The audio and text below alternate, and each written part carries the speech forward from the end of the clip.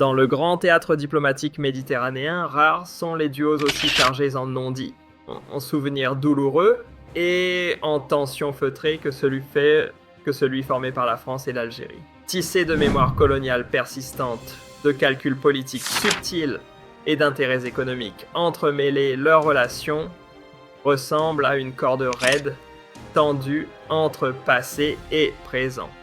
Depuis 1962 années où l'Algérie a brisé ses chaînes coloniales, les tentatives de réconciliation n'ont cessé de se heurter aux fantômes d'une histoire qui refuse obstinément de se taire, malgré les sourires diplomatiques et les poignées de main protocolaires. C'est dans une atmosphère déjà bien chargée que le ministre français de l'Intérieur a décidé de jeter un pavé dans la mare diplomatique entamée des pourparlers avec Alger pour dénouer les fils emmêlés de leurs différends persistants. Loin d'un simple geste de courtoisie, cette sortie publique marque un léger glissement dans la rhétorique de l'Élysée, comme un signal que Paris aimerait peut-être revoir sa copie, dans un monde où les équilibres changent à la vitesse de l'éclair du quartier local jusqu'aux jeux de pouvoirs internationaux. Ce n'est pas tous les jours qu'une annonce diplomatique mérite d'être passée au crible, et pourtant celle-ci en dit long. L'objectif ici est donc de décortiquer ses multiples facettes, de remonter à ses racines politiques et d'en imaginer les effets possibles sur la relation tumultueuse entre Paris et Alger. En ligne de mire, les blessures du passé, qui ne cicatrisent pas les tensions migratoires, les enjeux sécuritaires, les querelles autour des visas, sans oublier les remous internes des deux nations bien souvent masquées derrière le vernis des grandes déclarations. Impossible de saisir les turbulences actuelles entre Paris et Alger sans plonger dans les abysses de leur passé commun.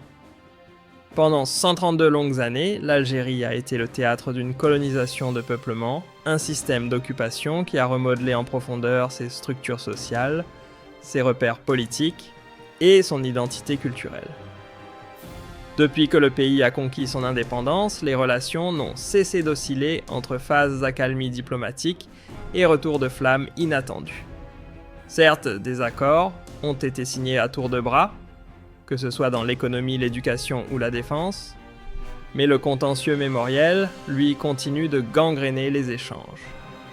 Crimes du passé non reconnus, réparations refusées, archives toujours en exil. Chaque poussée de tension ravive ces plaies béantes que les deux camps n'hésitent pas à instrumentaliser selon les intérêts du moment. L'initiative du ministre français de l'Intérieur de raviver le dialogue avec l'Algérie ne tombe pas du ciel. Elle s'inscrit dans une période où la France, engluée dans ses propres incertitudes politiques, cherche désespérément à reprendre la main. Entre une immigration jugée incontrôlée et une extrême droite qui gagne du terrain à chaque scrutin et une sécurité nationale sous tension permanente, l'exécutif semble chercher une sortie diplomatique par le sud. L'Algérie, avec sa diaspora massive installée en France et ses liens sécuritaires stratégiques, devient soudainement un interlocuteur incontournable. Derrière les mots apaisants, on devine l'ambition de Paris reprendre pied en Afrique du Nord, rééquilibrer une influence en berne au Sahel et faire contrepoids à des puissances étrangères de plus en plus présentes dans la région. Bref, un appel à la négociation qui mêle calcul froid et volonté d'apaiser des tensions devenues gênantes sur la scène intérieure. S'il y a bien un sujet qui cristallise les rancœurs, c'est celui des frontières et des papiers. Ces dernières années, la France a clairement haussé le ton durcissement des délivrances de visas accusations publiques, pointant du doigt Alger pour son refus supposé de reprendre ses ressortissants en situation irrégulière. En face, l'Algérie ne se laisse pas faire. Elle dénonce une attitude hypocrite où l'on utilise les flux migratoires comme levier électoral tout en traitant ses citoyens comme des variables d'ajustement. La perspective de rouvrir les discussions pourrait permettre d'aplanir les tensions si et seulement si les deux capitales acceptent de sortir d'une logique strictement sécuritaire pour envisager un cadre fondé sur l'équité et les intérêts mutuels. Sur le terrain de la sécurité, les lignes téléphoniques restent ouvertes, les services de renseignement échangent et les deux pays savent qu'ils ont besoin l'un de l'autre. Mais derrière cette collaboration fonctionnelle se cache une crispation bien réelle. L'Algérie, échaudée par son histoire et jalouse de sa souveraineté, ne tolère aucune forme de tutelle déguisée. Toute tentative d'élargir la coopération à des domaines sensibles est immédiatement scrutée à la loupe. Autrement dit, si la France veut avancer sur ce dossier, elle devra convaincre sans imposer et prouver que ses intentions ne relèvent pas d'un agenda caché. S'il est un sujet qui déclenche les passions et fait trébucher les diplomates, c'est bien celui du passé colonial. On a tenté les commissions bilatérales, les rapports d'historiens, les gestes symboliques, sans jamais vraiment solder l'addition mémorielle. Pourquoi ? Parce que cette mémoire douloureuse reste une arme politique redoutable. En France, elle ressurgit à chaque campagne électorale. En Algérie, elle nourrit un récit national bâti sur la résistance. Y toucher, dans le cadre de futures négociations, c'est jouer avec le feu audacieux sans doute, mais périlleux. Car ce pan d'histoire ne se contente pas de hanter les archives, il vit dans les esprits de chaque côté de la Méditerranée. Quand Alger s'assoit à la table des négociations, ce n'est pas pour écouter des consignes. Pour elle, tout échange avec Paris doit reposer sur deux piliers non négociables, l'égalité des partenaires et la souveraineté nationale. Hors de question de revivre les déséquilibres d'antan. L'Algérie ne veut ni tutelle déguisée, ni dépendance diplomatique. Ce qu'elle recherche, c'est un dialogue adulte entre États souverains. Et dans cette logique, la balle est clairement dans le camp français. Alger attend des signes concrets montrant que Paris est prêt à rompre avec ses vieilles habitudes verticales. En parallèle, l'Algérie élargit ses horizons, elle renforce ses liens avec d'autres puissances, cultive sa marge de manœuvre et s'assure qu'aucune relation, fût-elle historique, ne devienne exclusive. De l'autre côté de la Méditerranée, la France a de bonnes raisons de tenir à cette relation. Sur les sujets migratoires, énergétiques ou sécuritaires, Alger reste un acteur clé. Mais vouloir, ce n'est pas pouvoir.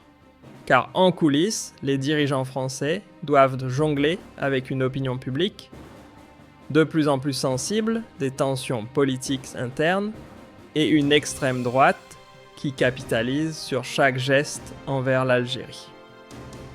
Résultat, même si Paris souhaite avancer, sa marge de manœuvre est réduite. Faire des concessions possibles, mais risquées politiquement. Et cette fragilité pourrait bien peser lourd dans la balance des négociations à venir. 3 chemins possibles, mais un seul avenir durable. L'avenir des relations franco-algériennes peut se dessiner selon 3 trajectoires bien distinctes. Option 1, le petit pas en avant. Ici, on avance à petits pas. Les tensions se calment, les sourcils se détendent, mais aucun vrai accord global ne vient sceller un nouveau chapitre. On colmate les brèches sans vraiment reconstruire les fondations. Option 2. On fait du surplace. Rien ne bouge ou si peu. Les négociations se perdent dans les méandres des calculs politiques, chaque camp jouant pour son public national, et pendant ce temps, les dossiers s'empilent sans que rien n'avance. Option 3, la grande réinvention. C'est le scénario optimiste, presque audacieux. Celui d'un véritable reset, où Alger et Paris choisissent de dépasser les vieilles rancunes pour écrire une nouvelle page bâtie sur une volonté politique forte et une mémoire enfin apaisée. Mais pour y arriver, il faudra du courage. Et pas que des communiqués bien rédigés.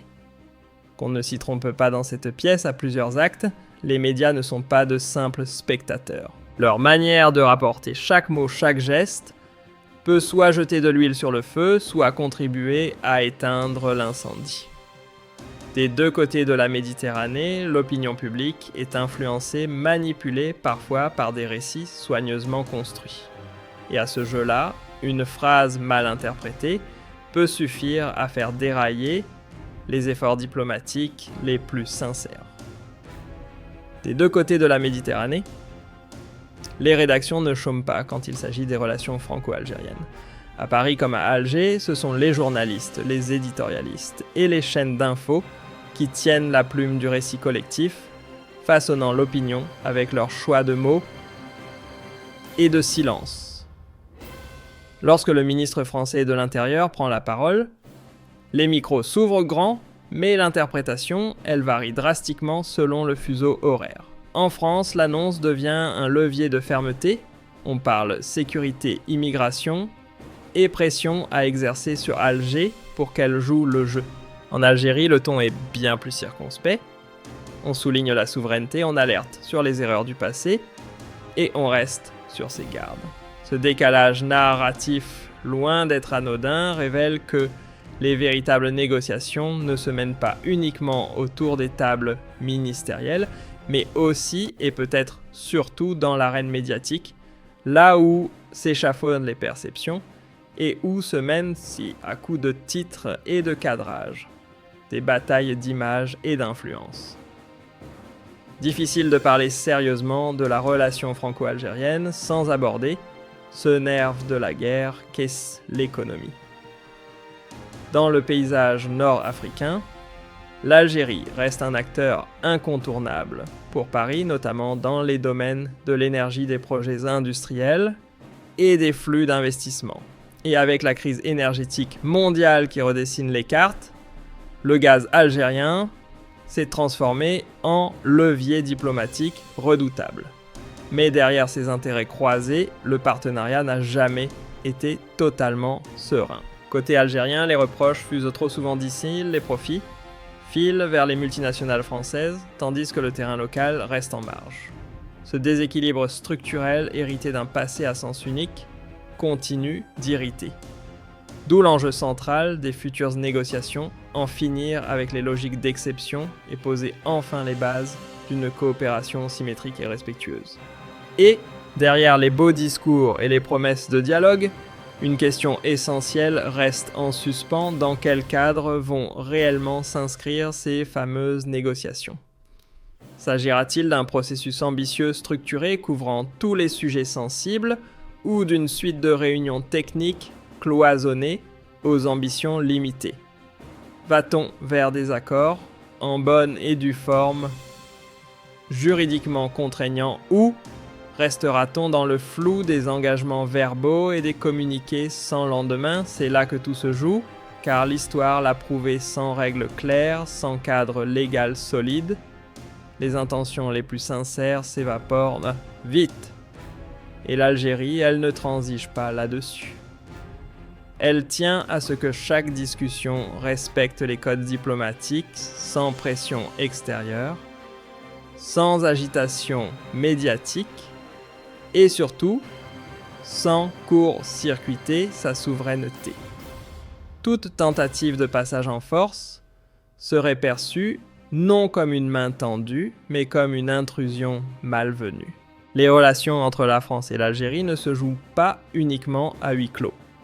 Chaque avancée, chaque crispation entre ces deux puissances méditerranéennes dépasse rapidement le simple cadre bilatéral.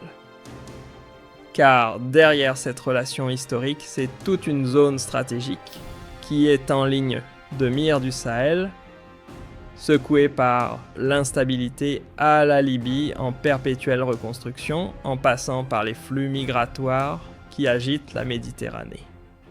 L'Algérie sur ces terrains-là n'est pas un figurant, c'est un pilier. Et la France, bien décidée à préserver son influence dans ces dossiers brûlants, sait que la qualité du lien avec Alger peut faire pencher la balance. Dans ce contexte, toute évolution du rapport franco-algérien, qu'elle soit positive ou conflictuelle, risque d'avoir un effet domino sur les équilibres régionaux. et ce n'est pas tous les partenaires internationaux d'Alger, observent aussi la scène avec attention. Un accord solide renforcerait la stature diplomatique de l'Algérie. Un échec, en revanche, pourrait semer le doute sur la fiabilité de ses alliances avec les capitales européennes. À première vue, le discours du ministre français a tout pour rassurer ton posé volonté, affiché, de tendre la main et mots soigneusement choisis pour apaiser. Mais derrière cette façade diplomatique, bien polie, une lecture plus fine s'impose. Car l'histoire, elle en a vu d'autres. Combien de promesses venues de Paris ont été dictées par l'urgence du moment pour finalement s'évanouir, une fois la pression retombée trop. C'est pourquoi toute évaluation sérieuse de cette main tendue doit s'ancrer non pas dans les effets d'annonce, mais dans les actes tangibles. Côté algérien, on ne s'y trompe plus. Après des décennies de déclarations sans lendemain, la prudence est devenue réflexe. Et cette fois, encore les paroles seules ne suffiront pas à convaincre seule la réalité des engagements comptera. Avant même de s'asseoir autour de la table, les négociateurs doivent franchir un parcours semé d'embûches. Les désaccords profonds sur les priorités économiques, pour les uns symboliques pour les autres, rendent l'alignement difficile. À cela s'ajoutent les tensions internes côté français, entre calculs électoraux et pression idéologique. Et comme si ça ne suffisait pas, les sujets à aborder sont parmi les plus explosifs, la mémoire coloniale toujours à vif, et une confiance mutuelle minée par des décennies d'incompréhension. Autant dire qu'on n'avance pas en terrain dégagé. Pour espérer dépasser ces obstacles, il faudra bien plus qu'un discours bien ficelé, il faudra une vision politique à long terme capable de faire la différence entre les urgences du moment et les enjeux de fond. Sur le papier, l'annonce du ministre français a tout d'un tournant. Un signal de relance dans une relation où le blocage semblait devenu chronique. Mais attention, cette initiative ne peut être lue hors sol. Elle s'inscrit dans un contexte lourd, façonné par des décennies d'histoires douloureuses, d'intérêts enchevêtrés et de tensions récurrentes. Car les liens entre Paris et Alger ne sont pas de simples rouages diplomatiques, ce sont des fils entremêlés faits de mémoire, de ressentiments et de calculs stratégiques. Si les deux parties veulent transformer cette tentative en réussite, il leur faudra dépasser la logique du pansement temporaire et construire enfin un partenariat d'égal à égal où le respect ne soit plus une promesse, mais une pratique. Au fond, tout converge vers une interrogation simple mais essentielle. Sommes-nous à l'aube d'une transformation durable des rapports franco-algériens ou juste face à une initiative de plus condamnée à s'effacer dans le bruit de l'échec, comme tant d'autres avant elle? La réponse ne se trouvera ni dans les belles formules, ni dans les poignées de main sous les flashs. Elle émergera dans les choix concrets, dans la cohérence des actes et dans le courage de passer des intentions affichées à des changements réels, visibles, palpables. Car, pour briser le cycle des tensions récurrentes, il ne suffit pas de tourner la page encore, faut-il la lire jusqu'au bout, reconnaître ce qu'elle contient et écrire la suite avec sincérité, sans oublier les plaies du passé, ni les impératifs du présent. Ce n'est pas faute d'avoir essayé. À chaque tentative de refonte ou de reset des relations, une constante revient hanter les discussions, le souvenir colonial. Comme un fil rouge que l'on n'arrive jamais à couper. Tant que cette mémoire vive reste sans réponse, chaque avancée risque d'être rattrapée par le non-dit, chaque ouverture menacée par les fantômes du passé. L'histoire ici n'est pas un chapitre refermé, c'est une ombre qui flotte sur chaque table de négociation. Tant qu'aucune approche structurée et assumée n'est adoptée pour traiter la question mémorielle, La relation franco-algérienne reste prisonnière d'un éternel va-et-vient. Un coup, on se serre la main, le suivant, les tensions remontent. Les discours bienveillants pleuvent, mais leur effet reste celui d'un pansement sur une plaie jamais soignée. En réalité, rien ne change en profondeur, car le mal est ailleurs dans ce non-dit collectif qu'on refuse d'affronter frontalement. Si l'on espère un jour voir des négociations sincères porter leurs fruits, il faudra que la France et l'Algérie cessent de contourner l'éléphant au milieu de la pièce. L'histoire coloniale ne peut plus être réduite à une variable d'ajustement électoral ni à une formule diplomatique creuse. Il est temps de la reconnaître pour ce qu'elle est, une page douloureuse qu'il faut relire à deux voix, sans faux semblant. Toute tentative sérieuse doit s'ancrer dans une vision honnête, débarrassée des stratégies court-termistes. Ces derniers mois, un frémissement se fait sentir dans les couloirs du pouvoir français. Certains responsables semblent enfin saisir que l'Algérie n'est pas un partenaire optionnel, mais un acteur incontournable. Sur les flux migratoires, les enjeux sécuritaires, l'approvisionnement énergétique ou encore les équilibres régionaux du Sahel à la Méditerranée. Reste à savoir si cette prise de conscience tiendra la distance ou si elle s'évanouira comme tant d'autres au prochain virage politique. Si à Paris, certains commencent enfin à saisir le poids réel de la relation avec Alger, cette lucidité se heurte vite à un paysage politique intérieur, miné par des vents contraires. D'un côté, la montée en flèche des discours d'extrême droite, de l'autre, une opinion publique fracturée, souvent peu réceptive à l'idée d'assumer pleinement les pages sombres de l'histoire coloniale. Dans ce contexte, l'exécutif marche sur des œufs, et chaque position un tant soit peu audacieuse vis-à-vis de l'Algérie devient un pari risqué. Politiquement coûteux. Résultat, un double discours qui s'installe. Les mots officiels se veulent rassurants, teintés d'ouverture et d'apaisement. Mais sur le terrain, les actes suivent encore trop souvent des logiques anciennes empreintes d'un héritage de domination à peine dissimulé. Une forme de contradiction permanente où la rhétorique d'égal à égal cohabite maladroitement avec des pratiques héritées d'un autre siècle. Alger, de son côté, avance avec une prudence calculée. Ce n'est pas du scepticisme gratuit, mais le fruit amer de trop de promesses, restées lettres mortes. Pour l'Algérie, la négociation n'est ni un trophée, ni un symbole. C'est un outil, un levier concret pour défendre ses intérêts souverains et faire respecter sa dignité nationale. Tant que ces conditions ne sont pas réunies, aucun discours aussi bien rédigé soit-il ne suffira à faire tomber la méfiance.